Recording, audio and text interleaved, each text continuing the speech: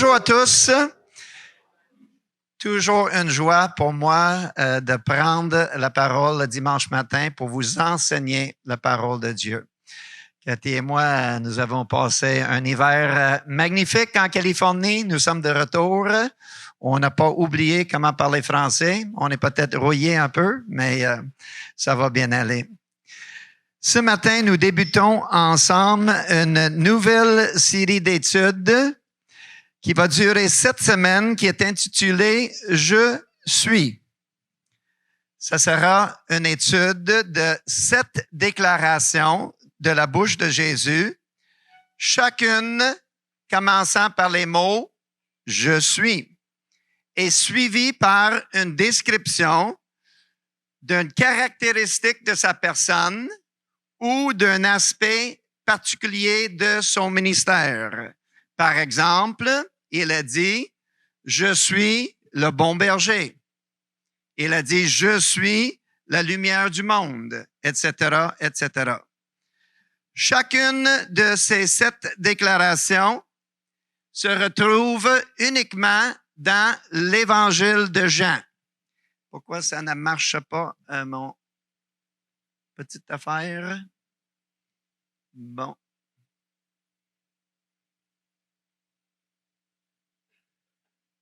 Ah, la technologie. Chacune de ces déclarations se retrouve dans l'Évangile de Jean. C'est un fait intéressant en soi-même, n'est-ce pas?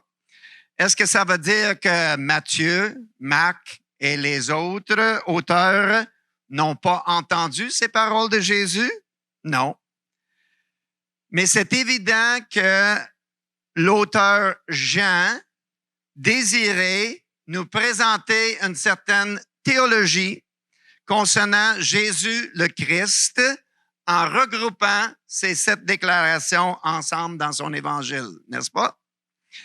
Ces études vous seront apportées à tour de rôle par votre équipe d'enseignants habituels, soit Luc Chaussé, Laurent, Michael et moi-même. Et elles vous viennent avec notre super logo assez créatif et hot que vous voyez là. Je suis avec le Jésus en vert qui était créé par Luc Bélanger, le gendre de Luc Chaussé. Ça promet d'être une série fort intéressante, agréable et enrichissante.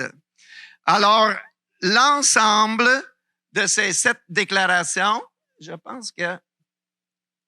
Est-ce que tu peux l'avancer d'en arrière? Non? Qu'est-ce qui se passe ce matin?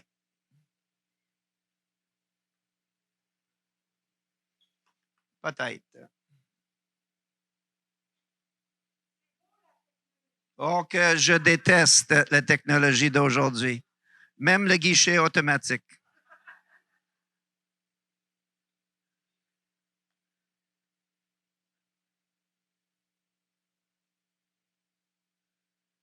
Ah, que j'ai de la misère avec ça. Alors, l'ensemble des 7 déclarations de Jésus dans l'ordre qu'elles apparaissent dans l'Évangile de Jean sont « Je suis le pain de vie » dans Jean chapitre 6, verset 35. « Je suis la lumière du monde » Jean chapitre 8. « Je suis la porte » Jean chapitre 10, verset 7. « Je suis le bon berger » aussi dans Jean chapitre 10. « Je suis la résurrection et la vie » Je suis le chemin, la vérité et la vie. Et septièmement, je suis le cep ou le vrai vigne dans Jean chapitre 15, verset 5. Ça, c'est pas l'ordre dans lequel nous allons les étudier. Pourquoi? Parce que l'Église dans l'Anaudière à l'Assomption, dirigée par Luc Chaussé et compagnie, ne fait jamais rien de façon orthodoxe, n'est-ce pas? Tout simplement, c'est la réponse. En effet, ce matin, nous allons commencer par la 6e de ces déclarations. Donc, je suis le chemin, la vérité et la vie.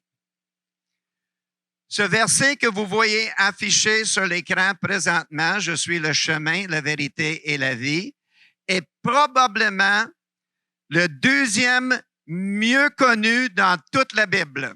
Après Jean 3,16, car Dieu a tant aimé le monde qu'il a donné son Fils unique, afin que quiconque croit en lui ne périsse pas, mais qu'il ait la vie éternelle. Ce deuxième, Jean 14,6, je suis le chemin, la vérité et la vie, est écrit partout, n'est-ce pas? Cathy et moi, on a fait la route pour aller en Californie. Pas d'avion, là. 50 heures d'auto.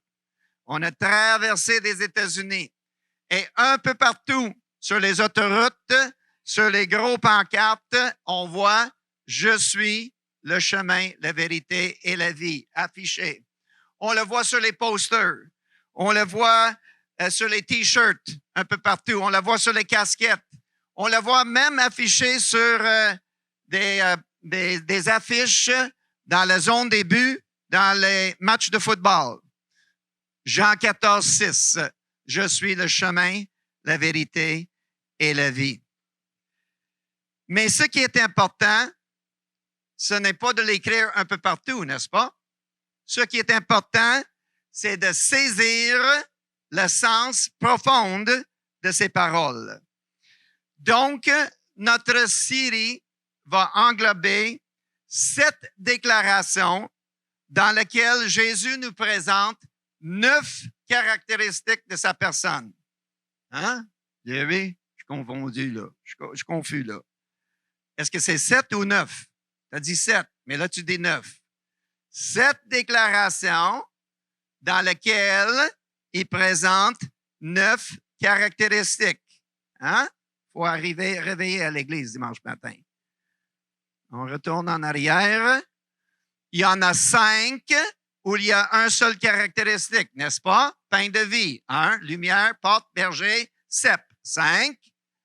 Je suis la résurrection et la vie. Il y en a 2. Donc, on est rendu à 7. Et je suis le chemin, la vérité et la vie. 3 autres, mais il y en a un qui se répète, la vie, donc 9.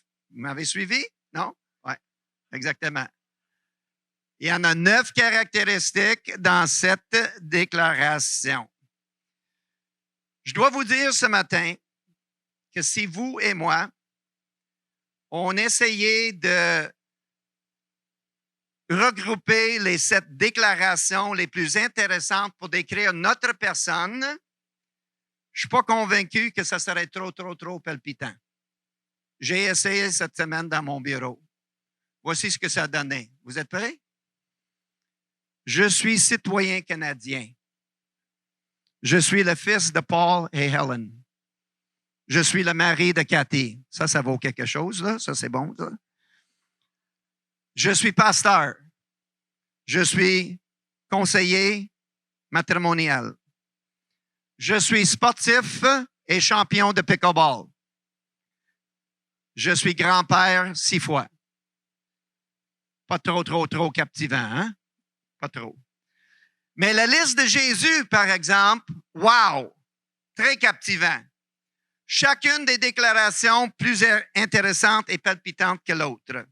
En commençant ce matin par « Je suis le chemin, la vérité et la vie ». Êtes-vous prêts? Oui? Excités? Oui? Avez-vous soif d'apprendre? Oui? Allons-y.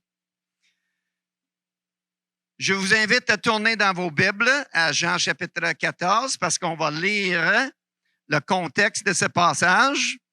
Vous me voyez venir déjà. Quand je dis tourner dans vos Bibles, ça veut dire qu'il faut avoir une Bible quand vous arrivez à l'église. Mais aujourd'hui, on a des téléphones. Oui, c'est correct. Je vous pardonne. Tournez dans vos téléphones à votre Bible. Moi, j'ai ma Bible avec moi. Je l'amène toujours avec moi à l'église.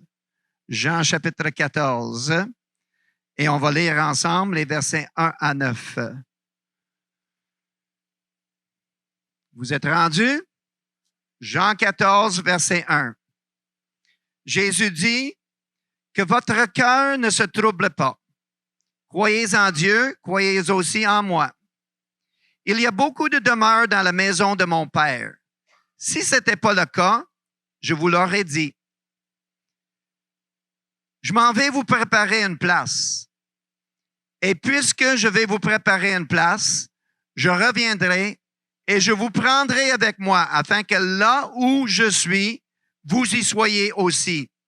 Vous savez où je m'en vais et vous en connaissez le chemin. Thomas lui dit, Seigneur, nous ne savons pas où tu vas. Comment pouvons-nous en savoir le chemin? Jésus lui dit, Thomas, c'est moi qui ai le chemin, la vérité et la vie. Personne ne vient au Père que par moi. Si vous me connaissiez, vous connaîtrez aussi mon Père. Et dès maintenant, vous le connaissez et vous l'avez vu. Comme vous avez vu dans cette lecture, la déclaration de Jésus, « Je suis le chemin, la vérité et la vie », a été donnée en réponse à la question de Thomas quand il a demandé à Jésus, « Comment pouvons-nous connaître le chemin qui mène à Dieu? » N'est-ce pas? Mais il y avait tout un contexte autour de cette interaction et c'est exactement là que nous allons débuter notre étude ce matin. Au verset 1, Jésus dit à ses disciples qui sont réunis ensemble que votre cœur ne se trouble pas. Oh, qu'il est doux et gentil avec nos cœurs, ce Jésus-là. Autrement dit, il dit ici, ce que je vais vous dire dans quelques secondes a le potentiel de vous ébranler au plus haut point émotionnellement, mais faites-vous-en pas. Attachez votre ceinture émotionnelle. Il va y avoir peut-être un peu de turbulence émotionnelle, mais soyez en paix, soyez rassurés, que votre cœur soit en paix. C'est comme ça que ça commence. Au verset 2, Jésus continue et il dit, « Il y a beaucoup de demeures dans la maison de mon Père céleste. » Bonne nouvelle, n'est-ce pas? Il y a beaucoup de demeures dans la maison de mon Père céleste. C'est une très bonne nouvelle. Il n'y a pas un nombre limité de sièges au ciel, comme au Centre Bell. Au Centre Bell, à un moment donné, là, c'est affiché sold out. Hein? Complet, tout vendu, rempli. On ne peut plus rentrer. Il n'y a pas un nombre limité. Il n'y a pas 144 000 places, sièges au ciel. Est-ce que ça vous dit quelque chose quand je dis ça? Est-ce que vous savez que les témoins Jéhovah se promènent dans les rues et ils disent aux gens qu'il y a 144 000 places au ciel? Ils ont pris un petit chiffre biblique dans le livre d'Apocalypse, ils ont monté une théologie avec ça, et c'est complètement faux. Jésus n'a jamais dit ça. Jamais. 144 000? Malheur à vous si vous êtes le 144e et unième, n'est-ce pas? C'est quoi l'affaire, là? Ça ne marche pas. Ça ne marche pas. Combien de places est-ce qu'il y a exactement au ciel? Est-ce que vous avez remarqué dans le texte que Jésus fait exprès pour ne pas dire un chiffre précis? Beaucoup. Beaucoup, beaucoup, beaucoup. Beaucoup de places. Que votre cœur soit en paix. Dans la deuxième partie du verset 2, Jésus dit, de surcroît, je m'en vais très bientôt. Je vais quitter cette terre. Je m'en vais pour vous préparer une place au ciel, là-haut. Bonne nouvelle numéro 2, n'est-ce pas? Il s'en va, il a dit à ses disciples, je vais quitter là, je ne resterai pas longtemps avec vous là. Il était seulement 33 ans sur la terre. Il n'a pas vécu jusqu'à 95 ans. Et là, dans Jean chapitre 14, on est vers la fin de son ministère. Et il prépare les disciples en leur disant, je m'en vais bientôt. Je m'en vais, mais je vais vous préparer une place là-haut. Et quand ton heure arrive, et votre heure va arriver. Nous avons tous une date d'expiration. Notre heure va arriver. Quand ton heure arrive, Jésus dit, ta demeure, ta place au ciel sera prête. Quand ton heure arrive, deux façons. Hein? Numéro un, soit que notre corps physique meurt, n'est-ce pas? Ou deuxième, le retour physique de Jésus dans les airs. Amen, Maranatha, Seigneur. Ça peut être cet après-midi, si tu veux. Je suis prêt. Quand Jésus revient dans les airs pour prendre ses enfants avec lui. Mais dans les deux manières, l'une ou l'autre, c'est le même résultat. Il dit au verset 3, « Et là où je serai, c'est-à-dire au paradis, vous y serez aussi. » Vous êtes avec moi? Vous suivez? Verset 4. Au verset 4, Jésus a l'intention de terminer son discours en disant aux disciples, ce qu'il dit là est supposé d'être la fin du discours. OK? Verset 4, c'est la conclusion. Il dit, vous savez, les boys, écoutez-moi les boys, regardez-moi. Vous savez où je m'en vais au ciel et vous connaissez le chemin pour y aller. Et c'est supposé d'être la conclusion, ça. Et ensuite, au verset 5, qui? Thomas. Thomas. Notre fameux Thomas. Thomas, celui qui a toujours été incertain, n'est-ce pas? Toujours. Avec plein de doutes. Plein de doutes. Et cela, pas seulement ici, mais jusqu'au jour de la résurrection de Jésus. Ah, si je ne vois pas ses mains et ses pieds, je ne crois pas. Le même Thomas. Thomas se fait le porte-parole de tout le groupe. C'est pas juste Thomas, c'est tout le groupe. Mais Thomas est le porte-parole. Et il dit, Seigneur, peut-être on n'écoutait pas bien. Peut-être nous sommes simplement spirituellement lents à comprendre. Mais Seigneur, nous ne savons pas où tu vas. Nous ne savons pas où tu vas. Est-ce que Jésus vient de l'expliquer? Clairement? Clairement! Dans les versets 1 à 4, ça ne peut pas être plus clair. Et après une explication très claire, Thomas arrive avec Seigneur, nous ne savons pas où tu vas. Comment pouvons-nous en connaître le chemin? Et là, Jésus dit ensuite, au verset 6, il décide de couper à travers toute confusion et toute ambiguïté. OK? Thomas, regarde-moi. Les autres, ouvrez vos oreilles. Regarde. Il va couper clair. Il va couper court. Il va couper à travers toute confusion, toute ambiguïté pour Thomas, pour les autres disciples, pour tous les êtres humains qui n'ont jamais vécu sur cette terre et pour vous et moi. Il va couper à travers toute confusion et il va mettre ça le plus clair possible. Il va le faire avec une déclaration qui est foudroyante, audacieuse, directe, qui ne pourrait pas être plus claire. Et il dit au verset 6, « Je suis le chemin, la vérité et la vie. Nul ne vient au Père que par moi. Personne ne peut accéder au ciel que par moi. »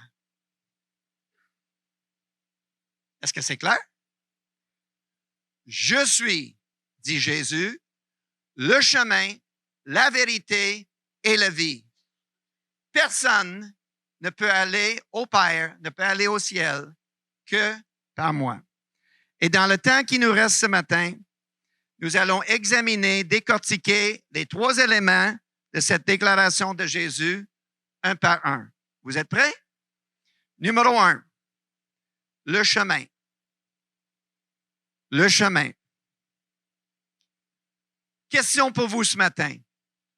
Dans sa déclaration foudroyante et claire, est-ce que Jésus a dit qu'il connaissait le chemin pour aller au ciel? Non. Est-ce qu'il a dit qu'il était un des chemins pour aller au ciel? Non. Il a dit qu'il est le seul et unique chemin pour aller au ciel. Seul et unique chemin pour rejoindre Dieu le Père. Quel culot! Vous aimez mon québécois? Pas pire, hein? J'ai appris quelques mots québécois en 40 ans. Quel culot de dire une telle chose, à moins que quoi? Ça soit vrai. Si c'est vrai, il n'y a pas de culot. Et Jésus l'a dit très clairement. Jésus est le seul et unique chemin pour aller au ciel. Et écoutez-moi bien, depuis les centaines et des centaines et des centaines d'années, le diable, l'adversaire de Dieu, Satan, le père des mensonges, essaie par toute avenue possible d'éloigner les gens du salut, d'éloigner les gens de Jésus, de convaincre les hommes et les femmes que Jésus était peut-être un bon gars. Il était un bon gars. Certainement, il était un bon gars. Une bonne personne, n'est-ce pas? Au pickleball, les gens disent, ben oui, il était un bon gars, ce Jésus-là. Peut-être il était un enseignant créatif. Wow! Il racontait des paraboles, le trésor caché, le fils prodigue. Il était vraiment un bon enseignant. Il était peut-être un moraliste à respecter. À l'Université de Montréal, cette semaine, ils vont dire que dans les cours de philo, que oui, Jésus il avait de quoi d'intéressant à dire. Il était un moraliste. Après tout, regarde ses enseignements. Aimez-vous les uns les autres, n'est-ce pas? Pardonnez-vous. Et toutes sortes d'autres enseignements. On peut même aller jusqu'à, peut-être il était un genre de prophète, n'est-ce pas? Mais Satan essaie de faire croire au monde que Jésus n'est certainement pas le seul moyen de salut. Et ici, dans ce verset, Jean chapitre 14, verset 6, dans cette déclaration, Jésus dit, « Tais-toi, Satan, tais-toi. » Et il dit, « Je suis le chemin. » Est-ce que mon grammaire français est bon que le, c'est singulier? Oui, hein? J'ai écouté à l'école. Je suis le chemin. Je suis le seul et unique chemin pour aller au ciel. Personne ne vient au Père que par moi. Le seul moyen du salut. Savez-vous quoi, les amis? Personne d'autre dans le cours de l'histoire humaine a osé déclarer une telle chose. Jamais personne n'a dit ça. Bouddha n'a pas dit ça. Mohammed n'a pas dit ça. Le Dalai Lama, il vient et il dit paix sur la terre, paix sur la terre. Il dit toutes sortes de choses là. Aucun autre leader ou gourou religieux n'a jamais dit je suis le seul et unique chemin pour aller au ciel. Mais Jésus l'a dit clairement et sans gêne parce qu'il savait que c'était vrai. Les amis, vous pouvez être certains ce matin que c'est vrai. Et cette semaine, vous devez le dire aux autres que Jésus est le seul chemin qui mène à Dieu. En passant, ce n'est pas le seul verset dans la Bible qui déclare cette réalité, n'est-ce pas? Si c'était juste un verset, on dirait Actes chapitre 4, verset 12 dit « Il n'y a de salut en aucun autre. Jésus est le seul par lequel nous pouvons être sauvés. » L'auteur de ces mots, Luc, dans les Actes des Apôtres. Dans 1 Jean chapitre 5, ça dit « Celui qui a le Fils a la vie. Celui qui n'a pas le Fils n'a pas la vie. » Celui qui a le Fils, Jésus, dans son cœur, a la vie éternelle. Celui qui n'a pas le Fils n'a pas la vie. Je suis le seul chemin, le seul moyen du salut, dit Jésus. Deuxième élément, la vérité. La vérité.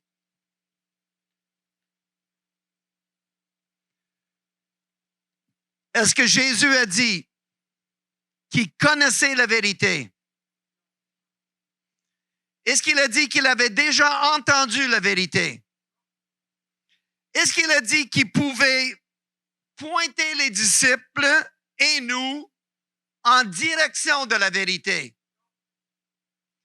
Est-ce qu'il a dit qu'il est un morceau dans le grand casse-tête qui englobe la vérité? Non. Il a dit, je suis la vérité. Je suis la vérité. Ça veut dire que toute vérité est enracinée et ancrée en lui et dans ses enseignements. Ça veut dire aussi que la vérité n'est pas un ensemble de faits et d'informations quelconques. La vérité se retrouve dans une personne. Il est la vérité. Le problème aujourd'hui, en 2024, dans notre société québécoise et ailleurs, c'est qu'on joue continuellement à la radio, à la télévision, dans les médias, un peu partout, on joue continuellement à qui dit vrai, n'est-ce pas? C'est ça qui se passe à tous les jours. Qui dit vrai? Je pense qu'il y a même une émission de télévision appelée Qui dit vrai? Qui dit vrai? Les médias, les écoles, les politiciens et les regroupements de toutes sortes essaient de véhiculer un agenda où on dit il n'y a pas de vérité absolue. Ça n'existe pas, des vérités absolues, n'est-ce pas? Vous me suivez? Par exemple, je prends un exemple parmi tant d'autres. La réincarnation. OK? Disons que pendant la pause à notre club de pickleball à Terrebonne, on pique une jasette puis quelqu'un amène sur le sujet la réincarnation. OK? J'invente.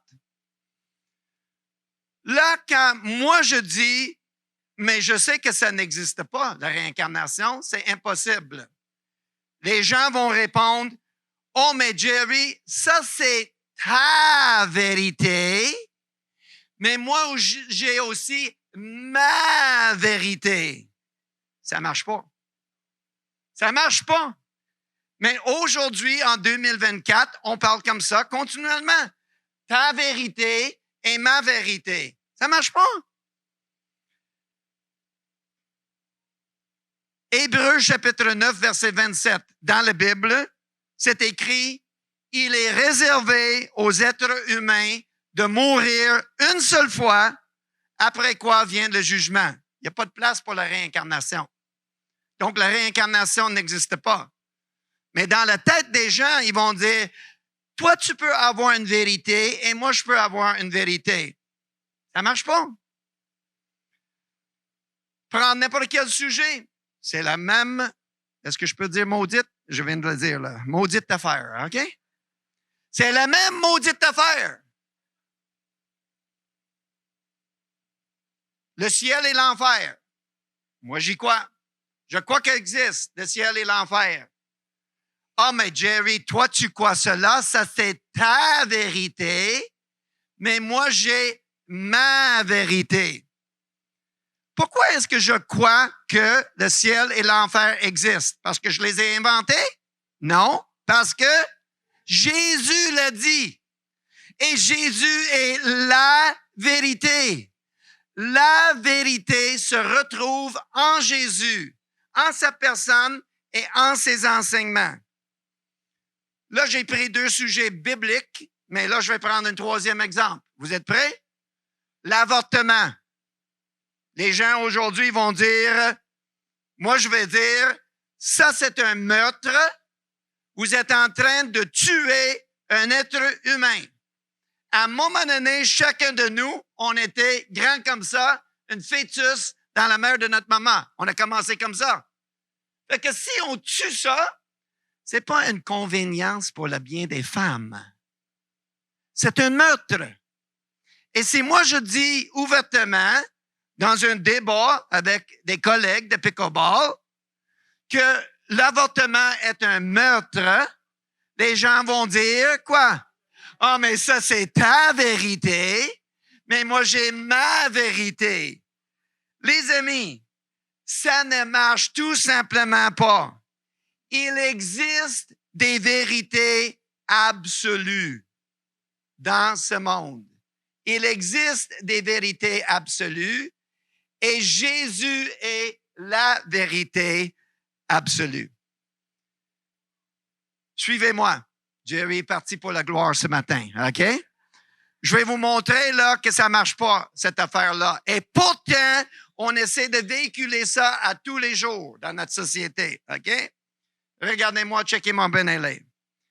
Les Canadiens de Montréal n'ont pas gagné le Coupe Stanley depuis Richard quelle année? Merci, 1993, OK? 31 ans cette année. Ça, c'est la vérité, OK? C'est la vérité. Absolue. Si tu dis ce matin, oh, mais dans mon cœur, ils ont gagné le Coupe Stanley. C'est correct pour toi, mais savez-vous quoi? Tu es dans l'erreur. C'est pas vrai. C'est pas vrai. Il pleut dehors présentement. Je vois à travers la fenêtre qu'il pleut dehors. OK? Est-ce que c'est vrai? Oui, c'est vrai. Si tu dis, oui, mais selon ma vérité, il ne pleut pas dehors. OK? Tu peux le croire, OK? Mais ça ne change pas le fait que tu es toute mouillée. Tu es dans l'erreur. Et ça va loin dans notre société, les amis. Merci, Luc, de m'avoir donné la première étude dans cette série. Le chemin, la vérité et la vie. Ça va loin. Aujourd'hui, un peu partout.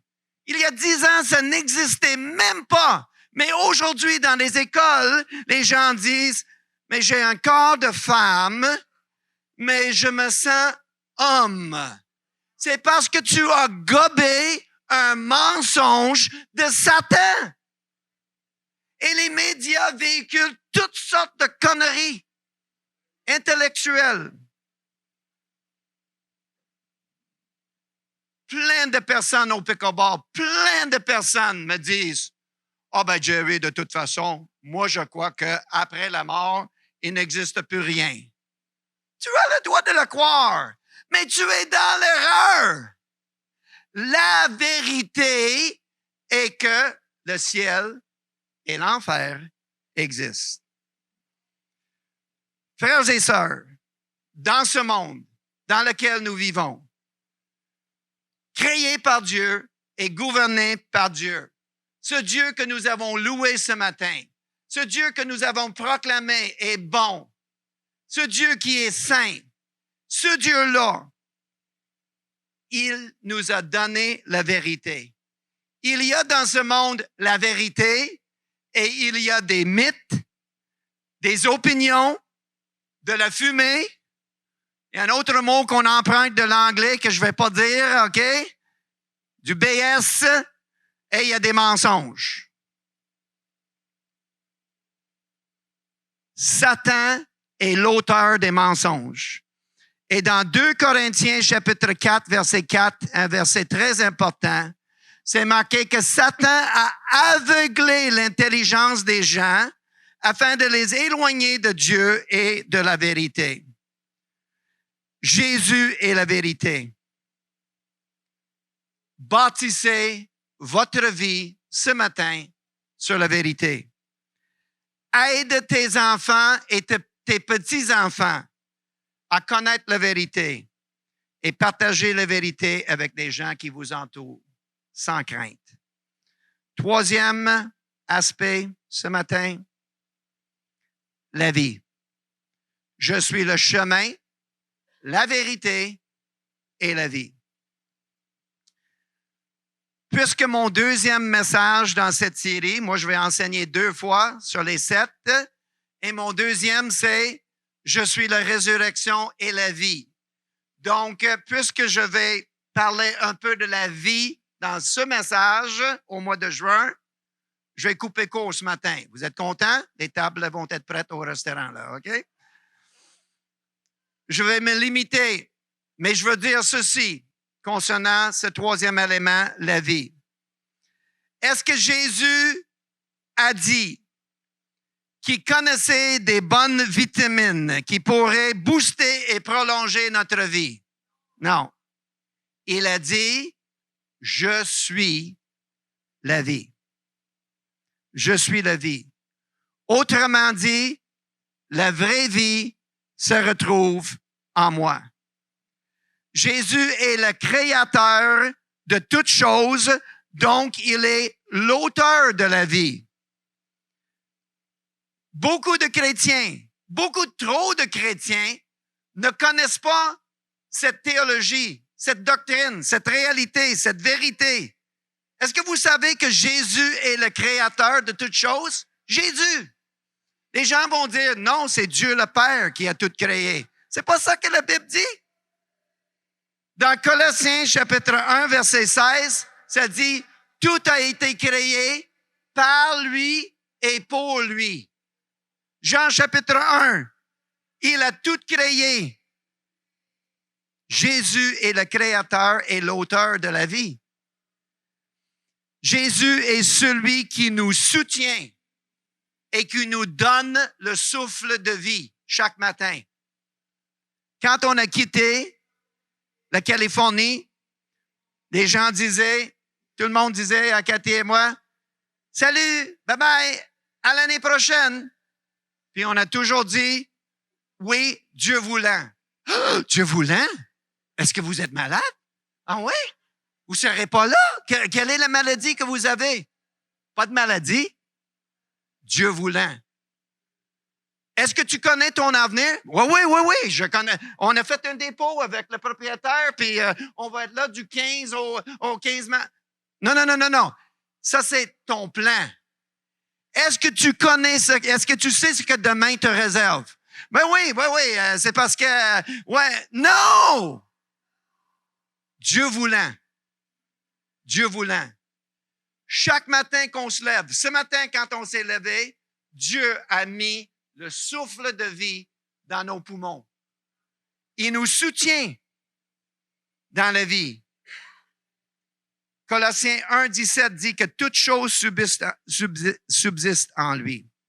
Il tient toutes choses ensemble. Autrement dit, Jésus est la seule source d'une vie qui satisfait d'une façon permanente. Vous êtes encore avec moi? C'est pas le temps de s'endormir, là, OK? Pensez pas à votre dîner, là. J'achève. Ne manquez pas cette vérité. Il est la seule source d'une vie qui satisfait d'une façon permanente. Permanente. Les gens, en 2024, essaient de trouver la vie et une satisfaction dans la vie à travers le sexe, l'argent, les voyages, les biens matériels. Peut-être si j'ai une maison plus grande, je vais être heureux. Nope. Peut-être si j'ai un char sport, je vais être heureux. Nope. Peut-être pour une semaine. D'une façon permanente, Jésus est la seule source d'une vie qui satisfait d'une façon permanente. C'est pas le sexe, c'est pas l'argent, c'est pas les voyages, c'est pas les biens matériels, c'est pas les sports et les loisirs. Les Alouettes ont gagné le Coupe Grey l'an dernier. Et, wow! Yippee! OK? Sais-tu quoi? 3 semaines plus tard, là, il regarde la bague et je suis pas satisfait. Je suis pas satisfait. Je sais, j'étais aumônier de l'équipe, là. Puis j'ai parlé avec bien des gars qui disent « Ah, je veux le gagner, je veux le gagner, je veux le gagner, je veux le gagner. » Ils gagnent, puis 1 mois plus tard, bah, c'est ça. C'est pas à travers les sports et les loisirs, ni le yoga, ni la musique, ni le New Age, ni le travail, ni les accomplissements, et j'en passe. On n'est jamais comblé par ces choses-là. Mais en Jésus, nous pouvons être comblés et heureux d'une façon permanente. Jésus est la seule vraie source d'une vie qui satisfait. Il a dit de lui-même, en Jean 10, il a dit de lui-même, « Je suis venu dans le monde afin que les gens ont une vie abondante. » Oh, que j'aime ce mot-là. Les gens l'entendent hors contexte et ils disent, « Oh, abondante, ça veut dire wouhou! Fric! » Non! Abondante veut dire quoi? Plein de joie, plein de paix, plein d'amour, plein d'assurance, plein. Une vie abondante. Et il n'est pas seulement l'auteur de la vie abondante.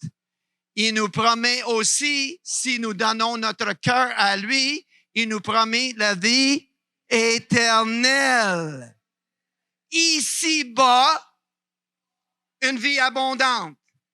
Là-haut, une vie éternelle. Bon marché? Ouais, pas pire, hein? J'embarque. Où est-ce que je signe? J'ai déjà signé. Il y a 45 ans, à Winnipeg, à côté de mon lit.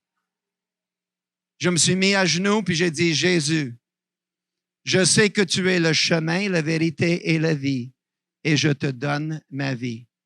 Et ce matin, si vous êtes ici et vous ne l'avez jamais fait, c'est le temps de le faire.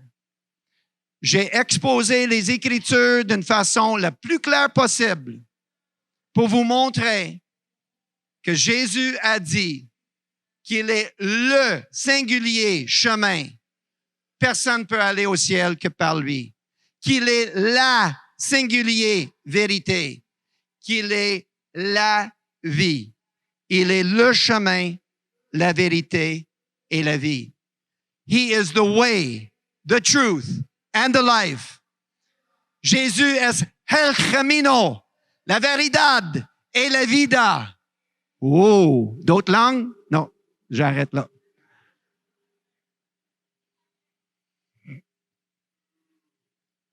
Ce matin, frères et sœurs, 2 points d'application. Saisissez cette vérité pour vous-même. Enracinez-le dans votre cœur et sachez que c'est vrai, que Jésus est le seul chemin, la vérité et la vie. Deuxième point d'application, allez dehors. Allez dehors cette semaine, au travail, dans les loisirs, dans votre voisinage, et dites-le aux autres que Jésus est le chemin, la vérité et la vie. Est-ce que l'équipe de louange est encore en place? Ils ne sont pas allés au restaurant?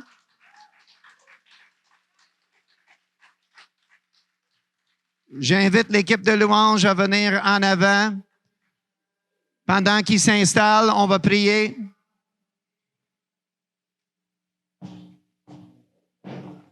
Est-ce que Louis-René est encore là? On va s'arranger.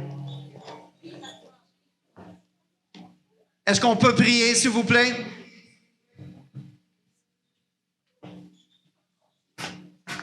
Jésus, nous t'aimons. Merci. Merci, comme on a dit ce matin, que tu nous as choisis. Merci de nous avoir ouvert les yeux à ta vérité. Merci pour ta parole qui est si parfaite et pour cette assurance qu'elle nous donne ce matin qu'en toi, nous avons la vie éternelle. Merci que tu es le chemin, la vérité et la vie. Et merci que tu es un Dieu de bonté qui nous tient dans tes bras chaque jour. Sois béni, Seigneur. Je te remets toute cette série, Seigneur, de cette étude, que dans les semaines à venir, que notre Église ici, on peut grandir en connaissance de qui tu es et de ce que tu as dit. On a hâte de te connaître davantage. Merci que tu es le chemin, la vérité et la vie. Nous t'aimons, Jésus. Amen. Amen.